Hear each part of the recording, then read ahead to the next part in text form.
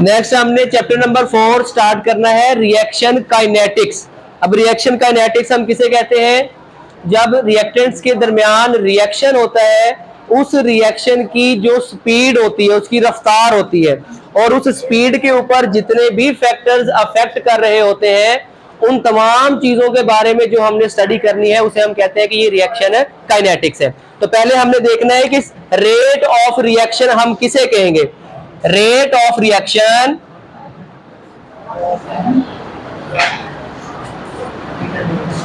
is the speed at which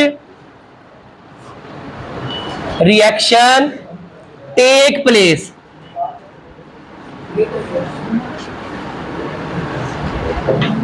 rate of reaction का मतलब होता है द स्पीड, वो रफ्तार, at which reaction take place, जिस पर कोई रिएक्शन हो रहा होता है। अब कोई भी रिएक्शन अगर होगा, वो यूजफुल तब होगा, उसका फायदा तब होगा जब उसकी स्पीड जो है वो तेज होगी। अगर कोई इंडस्ट्री वगैरह है, उसमें कोई रिएक्शन हो रहा है, अगर उसका रिएक्शन का रेट ही स्लो है, उसकी स्पीड ही स्लो है, तो क्या हमें प्रोडक्ट ज्यादा हासिल होगी या कम हासिल होगी? प्रोडक्ट जब हमें कम हासिल होगी, जब कम हासिल होगी तो हमें जो प्रॉफिट है वो भी क्या होगा? कम होगा। तो हमेशा रिएक्शंस वही यूजफुल होते हैं जिनकी स्पीड जो है वो रीजनेबल होगी। Only that reactions are useful which take place at reasonable speed। हमेशा वो रिएक्शन जो है वो कारआमद होते हैं, यूजफुल होते हैं, जिनकी एक अच्छी रफ्तार हो, अच्छी स्पीड हो। फिर उसके बाद इस चैप्टर में हमने किस किस के बारे में पढ़ना है? इस चैप्टर में हमने रेट ऑफ रिएक्शंस के बारे में पढ़ना है, और इसके अलावा हमने ये भी पढ़ना है factors which affect on the rate of reaction, और हमने वो अवामल भी पढ़ने हैं जो रिएक्शन की रफ्तार के ऊपर असर अंदाज होते हैं। तो सबसे पहला जो हमारा टॉपिक होगा वो है कोलिजन थ्योरी ऑफ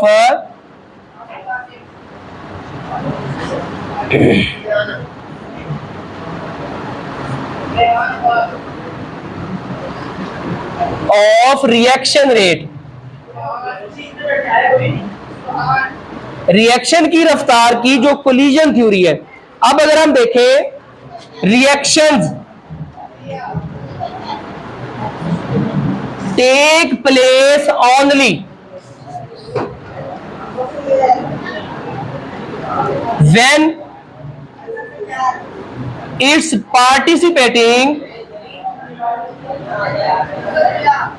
पार्टिकल्स। वो पार्टिकल्स जो है वो एटम्स भी हो सकते हैं, आयंस भी हो सकते हैं, मॉलिक्यूल्स भी हो सकते हैं, कोलाइड विद ईच अदर।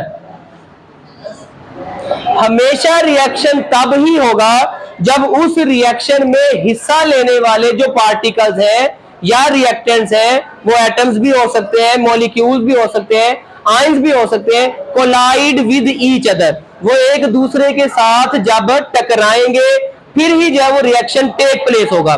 तो जब साइंटिस्ट ने रिएक्टेंट्स को आपस में कोलाइड करके देखा, तो उन्होंने ऑब्जर्व किया, observed that only small fraction of collision turn into the product। तो साइंटिस्ट ने यह देखा कि जो पार्टिकल्स आपस में कोलाइड कर रहे थे, उनकी थोड़ी सी मिकदार जो है वो प्रोडक्ट में तब्दील हुई, जबकि जो मेजॉरिटी ऑफ कोलिजन थी, majority of collisions no change and bounce back into its original shape. अब जब ज्यादातर कोलिजन हुई पार्टिकल्स के दरमियान, उनमें वो पार्टिकल्स जो है वो एक दूसरे के साथ टकराए और टकराने के बाद जो है वो बाउंस बैक हो गए, और बाउंस बैक होने के बाद उनमें कोई भी तब्दीली जो है वो रोनमा नहीं हुई और वो दोबारा अपनी असल हालत में चले गए। तो कहने का मतलब यह है कि जब पार्टिकल्स के दरमियान कोलिजन्स होती है, उन कोलिजन्स में से जो थोड़े से पार्टिकल्स होते हैं सिर्फ उन्हीं में रिएक्शन टेक प्लेस होता है, वही प्रोडक्ट में चेंज होते हैं, जबकि ज्यादातर जो कोलिजन्स है वो वैसे ही एटम्स या मॉलिक्यूल्स जो है वो वापस बाउंस बैक हो जाते हैं, उनमें कोई भी तब्दीली जो है वो रोनमा नहीं होती। अब जिन पार्टिकल्स ने रिएक्शन को जाहिर किया था, जिन कोलिजन्स के पार्टिकल्स ने रिएक्शन को लीड किया था, उस कोलिजन को हम कहते हैं affective collision. The collisions which lead to the reaction is called affective collision। उसे हम क्या कहते हैं? इफेक्टिव कोलिजन कहते हैं। अब कहने का मतलब यह था कि collision theory of reaction rate क्या कह रही है कि हमेशा रिएक्शन तब होगा जब पार्टिकल्स एक दूसरे के साथ क्या करेंगे? कोलाइड करेंगे, टकराएंगे। फिर साइंटिस्ट ने क्या किया? पार्टिकल्स को कोलाइड करके देखा क्या वो रिएक्शंस करते हैं, तो उन्होंने ऑब्जर्व किया सिर्फ थोड़ी सी फ्रैक्शन ही जो कोलाइड कर रहे थे वो प्रोडक्ट में चेंज हुई, बाकी के तमाम पार्टिकल्स जो है वो अपनी असल हालत में, असली शेप में जो है वो वापस चले गए, उनमें कोई भी तब्दीली जो है वो नहीं आई। और जिन कोलिजन्स की वजह से रिएक्शन हुआ था, जो प्रोडक्ट में चेंज हुए थे, उन कोलिजन्स को हम क्या कहते हैं? अफेक्टिव कोलिजन कहते हैं। तो यहाँ पे हमें क्या बात जो है वो मिलती है? हमें ये बात यहाँ पे मिलती है कि रिएक्शन का जो रेट है वो किसके ऊपर डिपेंड करता है? अफेक्टिव कोलिजन पर। Rate of reaction depend upon the effective collision which in turn to depend upon the following factors। हमेशा जो अफेक्टिव कोलिजन है वो भी डिपेंड करती है इन अवामल के ऊपर। वो अवामल कौन कौन से हैं? वो अवामल है particles per unit volume, per unit volume, particles की तादाद पर यूनिट वॉल्यूम के ऊपर।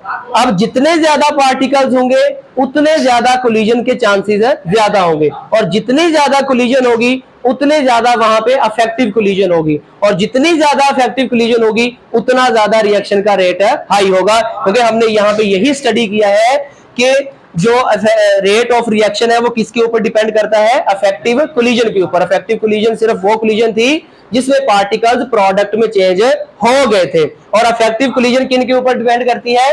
पहले नंबर पे है पार्टिकल्स पर यूनिट वॉल्यूम। इसका मतलब यह है the number of particles per unit volume mean greater number of particles greater the possibility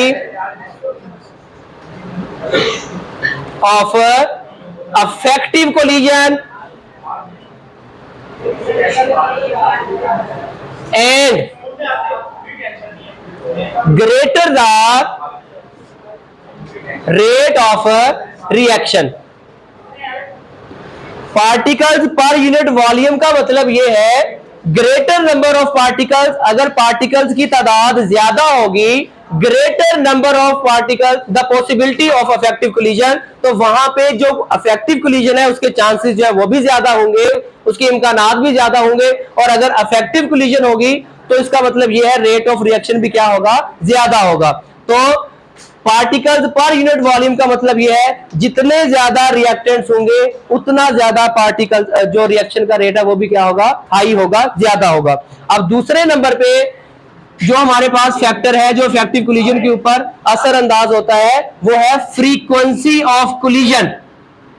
frequency of collision, टकराव की रफ्तार, कोलिजन की रफ्तार है।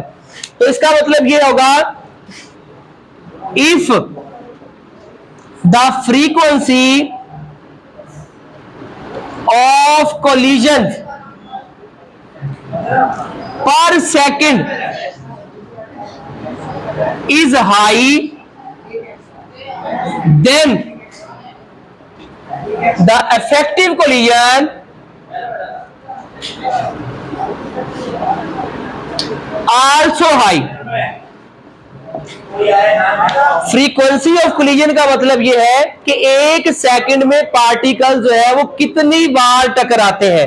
अब जितनी बार पार्टिकल जो है वो टकराएंगे उतनी ज्यादा कोलिजन जो है, जो इफेक्टिव कोलिजन जो है वो ज्यादा होगी। और जितनी ज्यादा इफेक्टिव कोलिजन ज्यादा होगी इसका मतलब यह है कि रिएक्शन का जो रेट है वो क्या होगा, हाई होगा, हाई रिएक्शन रेट। अब कोलिजन कब ज्यादा होगी, हमेशा जब पार्टिकल्स का टेम्परेचर जो है वो हाई किया जाता है। टेम्परेचर जो है अगर हम हाई कर देंगे, हाई टेम्परेचर के ऊपर जो पार्टिकल्स की फ्रीक्वेंसी है या उनकी मूव करने की जो स्पीड है वो क्या हो जाती है, ज्यादा हो जाती है। हाई टेम्परेचर के ऊपर पार्टिकल्स मूव फास्टली, पार्टिकल जो है वो तेजी के साथ मूव करते हैं और जितनी ज्यादा तेजी के साथ मूव करेंगे उतनी ज्यादा जो कोलिजन है वो इफेक्टिव ज्यादा होगी और उतना ज्यादा रिएक्शन का रेट क्या होगा, हाई होगा। अब तीसरे नंबर पे अगर हम देखें काइनेटिक एनर्जी ऑफ पार्टिकल्स। अब पार्टिकल्स की काइनेटिक एनर्जी, हमेशा मैटर जो है वो कंपोज होता है मूवेबल पार्टिकल्स के ऊपर। ये हम पहले चैप्टर में भी पढ़ चुके हैं कि पार्टिकल्स जो है मूव करते हैं, गैसेस के पार्टिकल्स की भी, लिक्विड के पार्टिकल्स भी और सॉलिड के पार्टिकल्स के दरमियान भी वाइब्रेटरी मोशन जो है वो पाई जाती है। अब जितनी ज्यादा काइनेटिक एनर्जी उन पार्टिकल्स के अंदर मौजूद होगी उतनी ज्यादा कोलिजन के चांसेस जो है वो क्या होंगे, ज्यादा होंगे। अब काइनेटिक एनर्जी को अगर हम देखें तो हर पार्टिकल्स के दरमियान काइनेटिक एनर्जी जो है वो मौजूद होती है, लेकिन उस काइनेटिक एनर्जी को भी हम इंक्रीज कर सकते हैं। क्या इंक्रीज करके, टेम्परेचर को इंक्रीज करके। जितना ज्यादा हम टेम्परेचर को इंक्रीज करेंगे उतनी ज्यादा काइनेटिक एनर्जी जो है वो पार्टिकल्स की ज्यादा होगी और वो उतनी स्पीड के साथ मूव करेंगे। उतनी स्पीड के साथ जब मूव करेंगे तो पार्टिकल्स के दरमियान कोलिजन जो है वो ज्यादा होगी। जितनी ज्यादा कोलिजन होगी उतनी ज्यादा इफेक्टिव कोलिजन भी होगी और जितनी ज्यादा इफेक्टिव कोलिजन होगी उतना ज्यादा जो है रेट ऑफ रिएक्शन भी होगा। तो यहां पे हम लिख लेते हैं कि हाई टेम्परेचर जब होगा पार्टिकल्स क्या होगा, उनकी काइनेटिक एनर्जी जो है वो भी क्या होगी, हाई होगी। जब उनकी काइनेटिक एनर्जी हाई होगी वो क्या करेंगे, मूव स्पीडली, वो स्पीड के साथ जो है वो मूव करेंगे। जब स्पीड के साथ मूव करेंगे तो उनके दरमियान क्या होगा, कोलिजन होगी और जब कोलिजन ज्यादा होगी तो वहां पे इफेक्टिव कोलिजन भी ज्यादा होगी। जब इफेक्टिव कोलिजन जो है वो ज्यादा होगी तो वहां पे रेट ऑफ रिएक्शन भी क्या होगा, हाई होगा, ज्यादा होगा। अब इसके बाद जो चौथा फैक्टर है वो है एक्टिवेशन एनर्जी। वो हम जो है वो नेक्स्ट लेक्चर के अंदर पढ़ेंगे। यहाँ पे इस चैप्टर के अंदर हमने क्या चीजें पढ़ी है ये दोबारा फिर देख लो एक बार कि रिएक्शन काइनेटिक्स में हमने किन चीजों के बारे में पढ़ना है, रेट ऑफ रिएक्शन के बारे में पढ़ना है। रेट ऑफ रिएक्शन का मतलब क्या होता है, रिएक्शन की स्पीड, रिएक्शन की रफ्तार। हमेशा वही रिएक्शन जो है वो यूजफुल होंगे जिनकी रफ्तार जो है वो ज्यादा होगी।